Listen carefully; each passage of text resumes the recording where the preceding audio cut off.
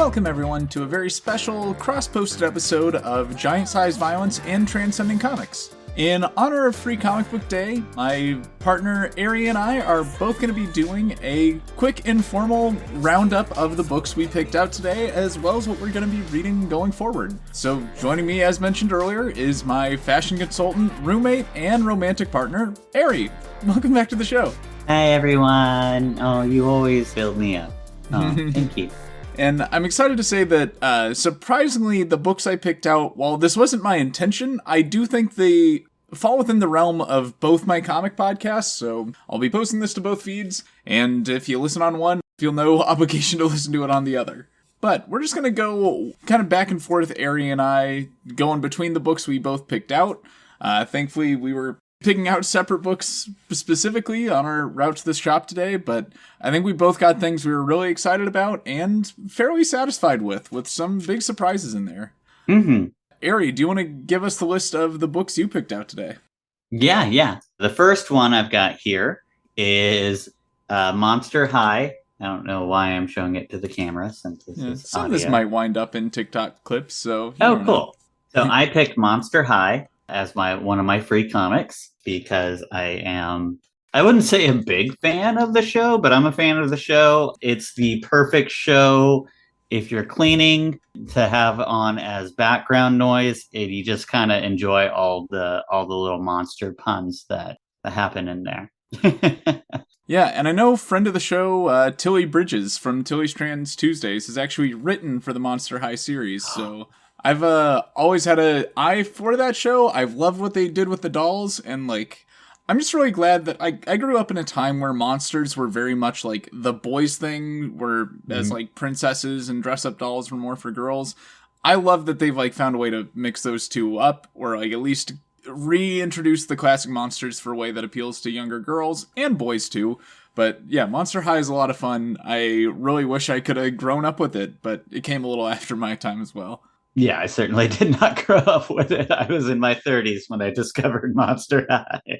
But yeah, it's really cute. And you're right. I love the dolls. Just the fact that there's Barbie-sized monster girls whose fashion choices I really enjoy is super awesome. I secretly want to get some of the dolls.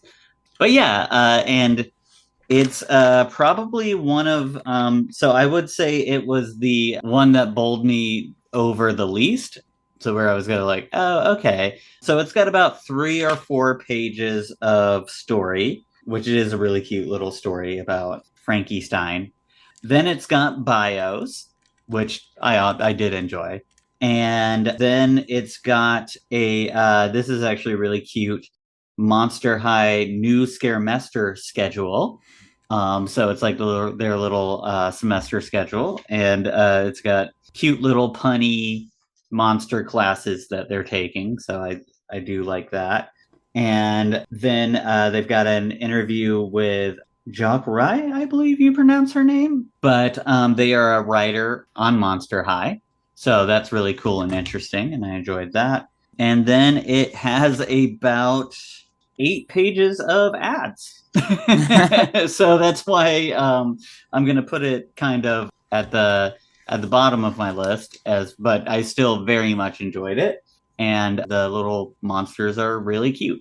Yeah, and that's really pretty common for Free Comic Book Day issues, at least the prominence of ads. Since, these are being given out for free. A lot of studios, and especially small studios, will put these out just so people are aware of what they have on offer. Usually it'll be small anthologies though in those cases. But I did look through your Monster High book, and what I did like was that the character bios all had a full body diagram of each of the characters. Mm-hmm. And I liked knowing my younger self and how I like to trace my comics or draw the characters in them. I think this will be really good to give girls something they can easily go off of if they want to draw these characters. But otherwise, yeah, I'd be pretty disappointed if I was a little Monster High fan. I got 4 pages of comic. Some of the in-universe stuff the schedule is cool, but yeah, I think that maybe there should have been a little more comic content in a Free Comic Book Day issue. I will say it kind of matches the mood of the media or of the franchise because really, like, I mean, they don't even have a series for it. It's just the little Netflix movies that they have. And the story is never the thing. It's always like the designs of the monsters, what they're wearing, and just all the monster puns. So it's never really been about the story. It's always been about the little everything else and the style of it. They're almost kind of like Bratz dolls or something. So I get it, but at the same time, I was a little disappointed. But yeah. Now, similar to you with free comic issues that were based on cartoons, I picked up Gatchaman issue 0 for Free Comic Day. This is a little anthology of 3 different short comics featuring the Gatchaman characters, which a lot of people in the US will know this series as Battle of the Planets, or G-Force, or if you're a fan of obscure 90s media, you might know it as Eagle Riders, from when Saban had the right to reanimate this. So I really don't know much about these characters or this world, but I know it's kind of adjacent to Tokusatsu. It has that same, like, superheroes or superhero ninjas in this case with super vehicles that come together in a big jet. And, like, while I think Power Rangers is a weird, unique franchise with its strange history, like, really, there's no shortage of shows like Gatchaman that have a crazy history of, like, being localized several different times, having weird release options, like this. I know Voltron has kind of a similar history. Robotech, good God. I love Robotech. This was really my first time, like, ever trying out anything Gatchaman related. So this one has shorts written by Cullen Bunn and drawn by Chris Batista for the first one, and I know they're going to be carrying on and writing a Gatchaman series proper going forward, as well as minis from Tommy Lee Edwards and Daniel Hansen, and Steve Orlando and Kath Lobo. Honestly, I really liked the self-contained shorts that were done by Steve Orlando and Tommy Lee Edwards. Just not really knowing anything about this world, them having a little self-contained thing that shows me a little bit about the characters or their villains is sort of what I'm looking for, and I think what a lot of fans of this are going to be excited about. Just, like, I like to think of when I first got Power Rangers comics in 2016, and how pumped I was that we'd get these little side stories about obscure characters or expanding the world.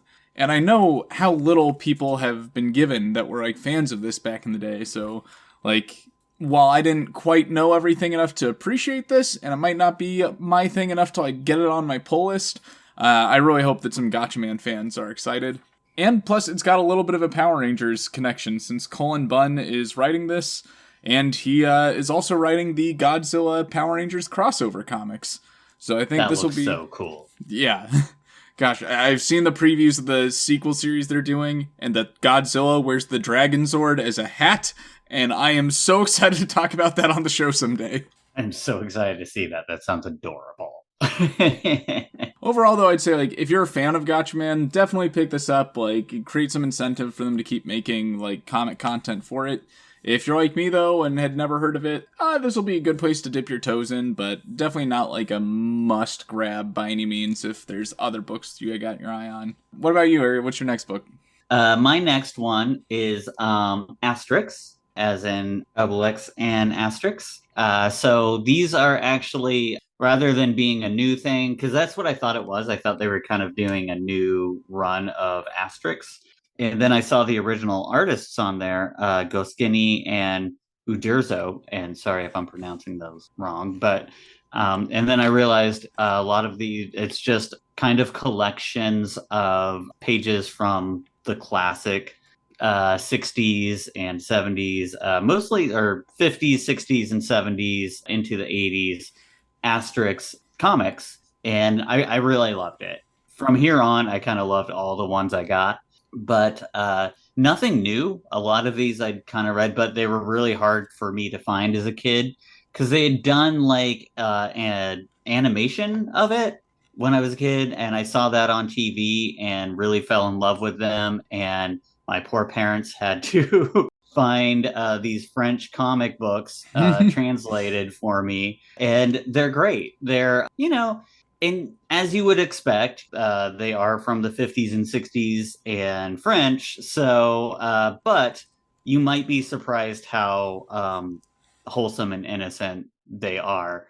There was only kind of one thing that I saw that was like, oh, okay, yep, that was a different time. Yeah, I saw they had the little Disney Plus, like, there might be some outdated depictions in this book, or them trying to say, it might be kind of racist in like the most gentle terms possible. Yeah, there was like one thing I saw, and I was like, yeah.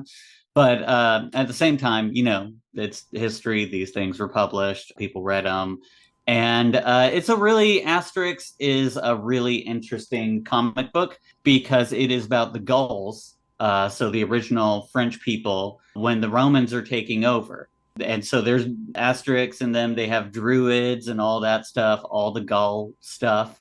And they're always fighting with the Romans, and the Romans are trying to take over, which is just really fun. It's a really clever idea for a comic book and very classic. Think like the Donald Duck comics, just like really silly dad humor with a little bit of historical splash to them. For my next book, I picked out UltraDuck from Arcana Comics or Arcana Studios. And I really wasn't sure what to expect when I got this. I was like, is this going to be like a Darkwing Duck crossover or tie-in? But I'm pretty sure that's like a comic publisher I'd actually heard of before that was doing that. But I thought this was actually really fun and surprisingly a surprisingly meaty first issue for this little world of UltraDuck. While it is, yes, another superhero duck, and there's no shortage of those out there with Darkwing Duck and Duck Dodgers and the Mighty Ducks cartoon, this, I was surprised, very much feels like a duck version of Radiant Black, or like Radiant Black for kids. That it's like sort of the same situation of like a very everyday millennial or zoomer coded hero that finds some kind of alien technology that some forces, like some cosmic forces, may be coming after. They don't really understand it, but like the hero takes a lot of selfies and seems to be caught up in the clout. He doesn't really know what he's doing, but he has some really great powers. But what I really liked was not that much of the book is actually focused on UltraDuck himself. A lot of it is this little side story about this one girl that I think is friends with him, works at some kind of club bar situation, who then like uses her stage prowess and like some technical skills with her and her sound and lights person, and they fend off like some thugs trying to extort the studio by dressing up in a similar outfit and like using lights and a taser to make it seem like they also have duck powers. And like it felt like just watching a couple episodes of an UltraDuck cartoon. And sure enough, I found out afterwards that this whole studio putting this out is mostly known as an animation studio. They did like the Steam Engines of Oz, as well as the Howard Lovecraft movies, and some others, like the Clockwork Girl, some other Oz-related things, and then a number of children's books and other like young comics that kind of tie in with their animation. So I guess this is really more of like a film studio that's trying to promote an upcoming UltraDuck movie, and I'm not sure like I'll be the target audience for UltraDuck, but I will certainly like check out some trailers and see if it garners enough interest, because yeah, this was a surprisingly good modern version of like the duck superhero thing. It wasn't just cashing in on old tropes. Like I felt like this was written by someone who's well versed in modern comics and taking a page from things other than just what we see from Marvel and DC and all the classic tropes from that, like something like Duck Dodgers and Darkwing Duck might do. I definitely have to check that out. I have to admit that's the one of yours that you grabbed that I had like my eye on, of like, okay, that looks really cool, and I might even be that target audience with my Monster High book over here. But when I looked at it, my first thought was Howard the Duck, because I'm a huge Howard the Duck fan, and it looked like sci-fi Howard the Duck or something, which is cool. Mm-hmm. Yeah, Eri, what's your next book? So my next one is very similar to the last one. It is an edition of Mad Magazine. That's the superhero edition. So same thing of Asterix, of it's like a lot of older, just a collection of their older stuff. Like there are some segments in here from like the 70s and stuff. But yeah, they're all Mad Magazine cartoons about superheroes. And honestly, flipping through this one, and it was so nostalgic because I was such a Mad magazine kid. Like, oh, every issue I was obsessed. But I will say, flipping through it, it's probably aged worse than the Asterix comics I was reading, which is highly surprising. And like, I even ran into some, you might want to call it transphobic stuff in there. But good going, Mad Magazine. But still very nostalgic, very, dad humor, very silly. And honestly, like, the Asterix, I got, I never really laugh out loud because it's just silly dad humor or whatever. With the Mad Magazine, I have to admit, there were some jokes in there that literally made me LOL. So it's Mad Magazine. You get what you expect, but classic, great.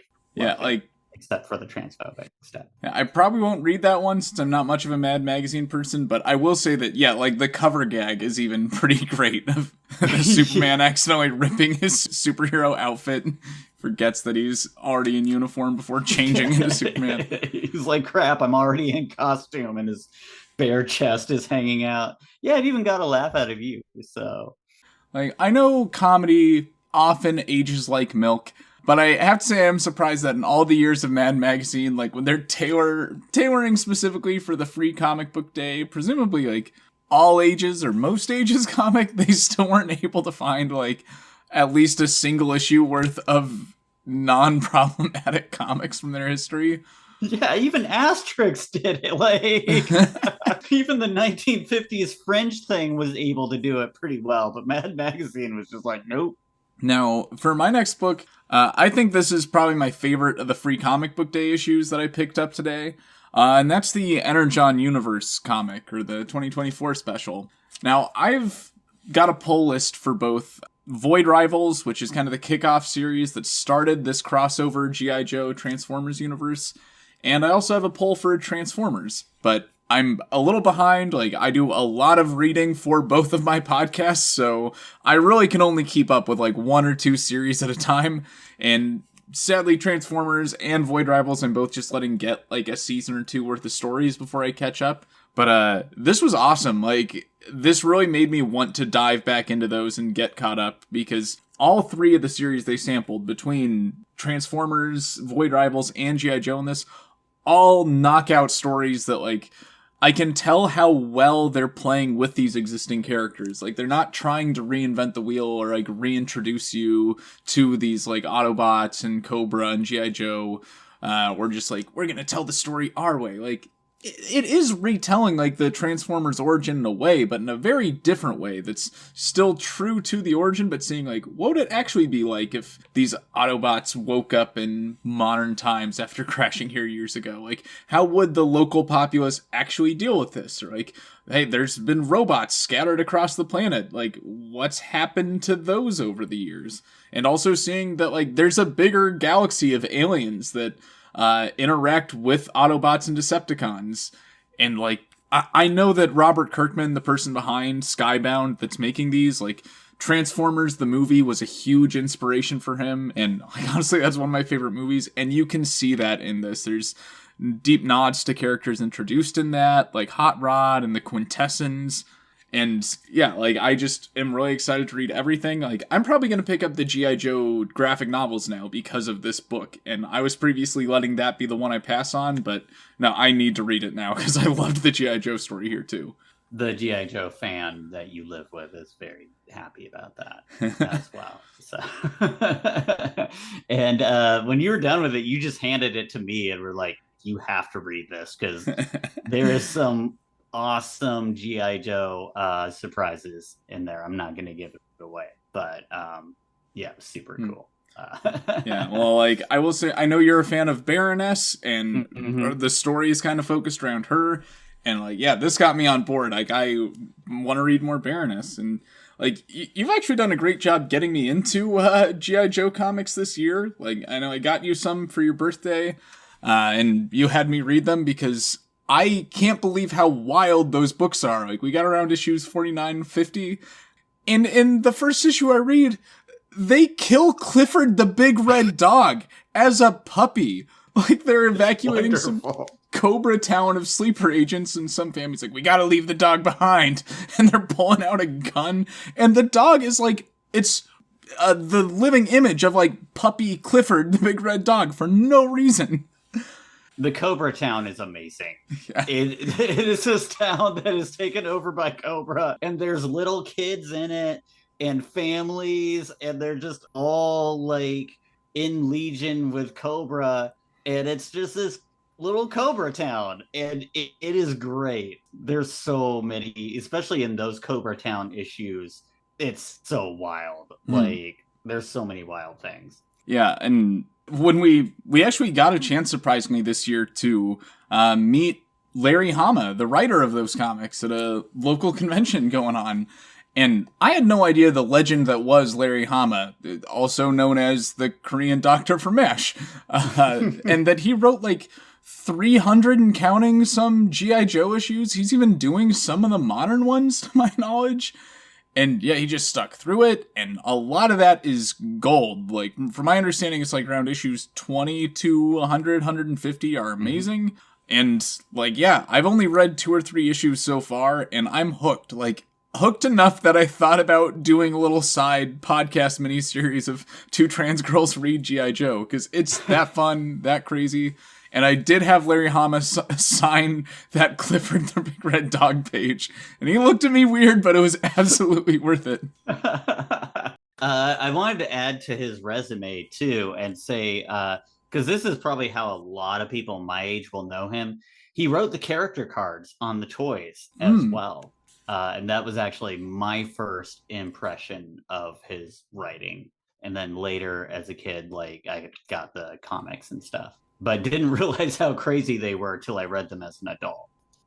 Are we ready for... Yeah, tell us about your next book. Yeah, so this is my favorite one. It is Unico The Awakening. And I will say I didn't know anything about it when I picked it up, other than it has a cute unicorn on it, and that is absolutely enough to sell me. And a cute baby unicorn, I might add. Yeah, like, it looks kind of like a My Little Pony character. Not gonna lie, that's kind of what I thought it might be related to My Little Pony or something. Of which, not afraid to admit this, I'm a big fan of My Little Pony. You're a Pegasister. I'm a Pegasister. Yeah, it's a good show, but it's just really good if you like cute things. Ponies that look like cats, yeah, sign me up. Anyway, Unico is actually based on a manga that's fairly old. Like this particular manga came out in the 80s, even though just discovered the author of it is like huge in manga, kind of like the inventor of manga. Yeah, the godfather of manga, they call him. Yeah, Suzuko. Osamu Tezuka. Might be killing the pronunciation, but yeah. Okay, cool. Yeah, you're probably doing better than me. But I fell in love with this book. I want to read the manga now. I want to see the anime. I want to, and when this comes out in August, I want to read every issue that comes out because I am obsessed. It is about this baby unicorn, that gets banished by the goddess Venus because they're taking attention away from Venus, and she likes her attention. So she banishes this unicorn, gets one of her servants called Nightwind to take it to the Hill of Forgetfulness. But the Nightwind keeps letting Unico kind of live a life, and then taking Unico to the Hill of Forgetfulness, and then taking him back out, letting him live life, and then taking him back, which she realizes is actually really cruel. So she takes him like way far ahead in time in the future to like now, so that he can kind of hide there so Venus won't find him. And then once in modern times, we get into like this cat society. And these cats have like this guard system because a cat just was recently killed by a raccoon. So all of these cats are on guard, like on the little, what are those things outside of city apartments? Fire escapes? Yeah, outside on the fire escapes, doing their cat watch, and this cat sees Unico and leaves their station of duty to save him, and gets in trouble with the other cats, but brings Unico back to her little place where she lives, her owner's apartment, and shows him what a heater is. They actually pronounce it heater with a D, which is really cute and animal like. And it's just adorable. Like, I loved it enough, but once the little secret cat society got introduced and the cat's like showing him around the house and stuff, oh my goodness, cute attack. I love it. Yeah, and it was weird that that book has like just a very coincidental connection with the graphic novel I picked out there. So the shop we were in, Daydream Comics, was very packed, which is pretty typical of any free comic book day. But like, it was hard to really browse the actual comics on the shelves that you pay for. But I just was squeezing past their one manga shelf when a book caught my eye. Princess Knight, it was called. And I just read the back, and it seemed like something that was perfect for Transcending Comics. Which I've been looking for a good manga to cover there to just expand our comic selection. But yeah, this so far I'm really liking, and I didn't have any idea the historic impact of this book when I picked it out. So yeah, this is also by Osamu Tezuka, who is the creator of Astro Boy, as well as like a number of other huge foundational early manga. And as I've done just a little bit of like Wikipedia research, I found that this was like the first real narrative shoujo comic, or like story comic, to my understanding. I guess before that they'd been like little funny gags or like morality tales in a short comic. This was the first to like really string them together to tell a larger story. And it's also kind of the foundational text of a lot of magical girl media, like, because it follows a kind of androgynous protagonist that's given the heart of both a boy and a girl when they're a little cherub baby up in heaven, and they're now born as a princess, but they have to live as a knight and a prince so they can inherit the kingdom someday, because there's some rule saying that only a male heir can wear the crown. And yeah, like the whole double life kind of transformation aspect has been huge and inspiring a lot of media, and like is sometimes even called the first like comic heroine or super heroine.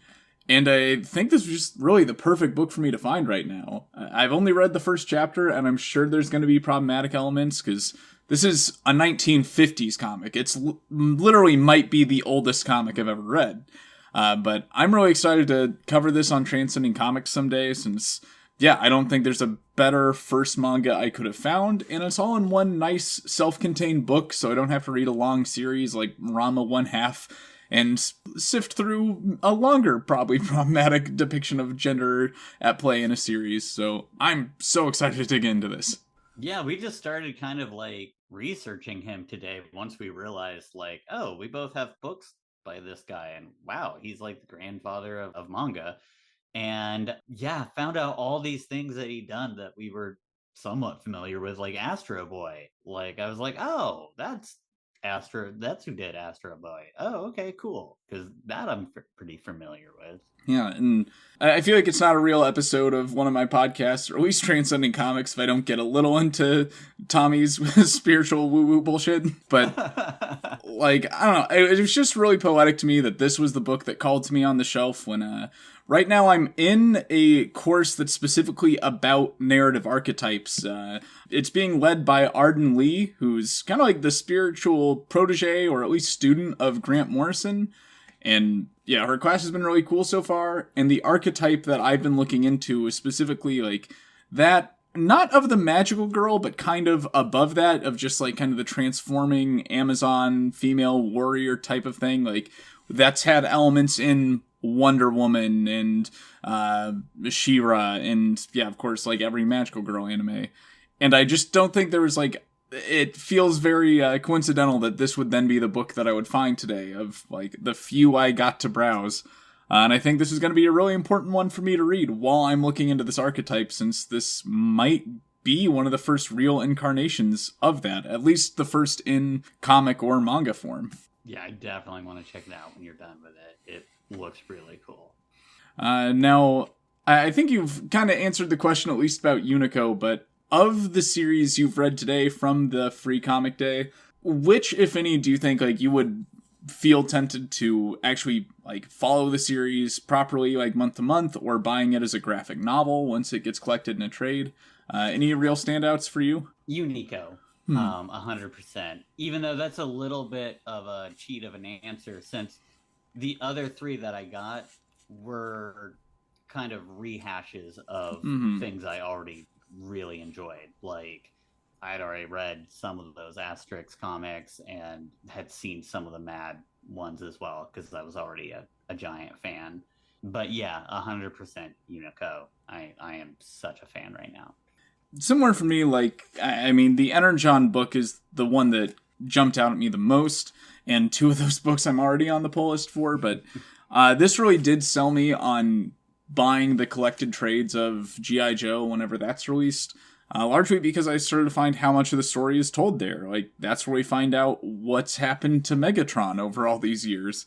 And plus, like, I now have the newfound appreciation for G.I. Joe comics outside of this, and this seems to be no exception for how good and fun they can be. So I'm glad that this has helped sell me into, like, diving into this universe of toys and stories and comics that, like, kind of missed me growing up, but actually has enough appeal to draw me in as an adult.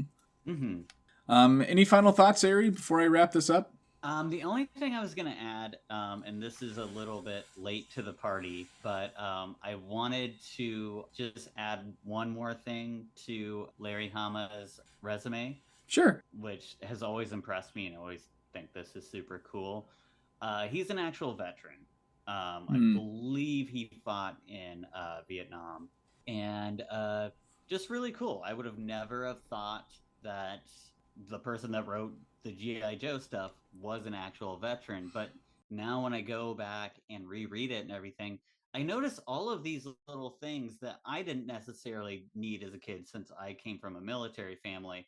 But there's like, he'll put like little glossary terms and notes at the bottom or whatever to kind of translate a lot of military speak for you, which I was really impressed by. So just fascinating individual, awesome history, and really good. If you want to just go down a fun like research rabbit hole, just kind of wiki Larry Hama. He's an amazing person. Yeah, and I suppose last notes for me as well. One thing that I think a lot of people don't know when they go into Free Comic Book Day is that the comic shops usually have to actually buy all of these comics from whatever publisher. I mean, they're usually pretty cheap compared to standard comics, like maybe 50 cents or less. I don't know the exact price. But that's why at a lot of them you'll see a limit of like 3 or 4 comics that you can take. Others are generous and let you take as many as you want.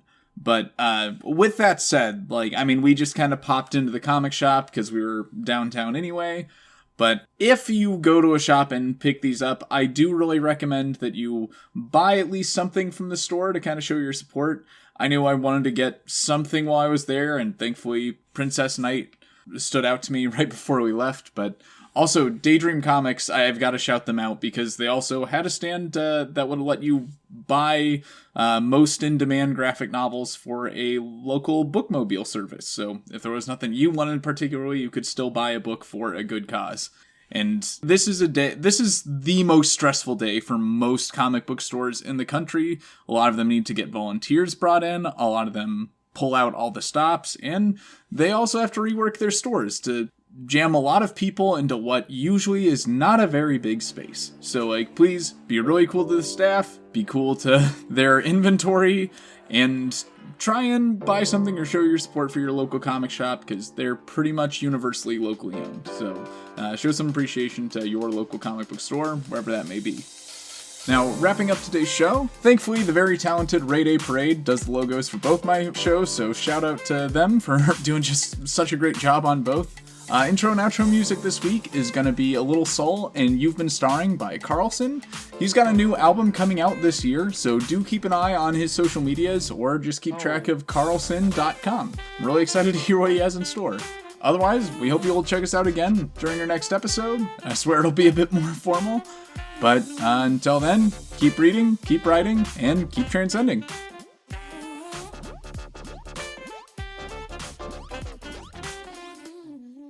For a second, I thought it wasn't recording and I was gonna fucking die.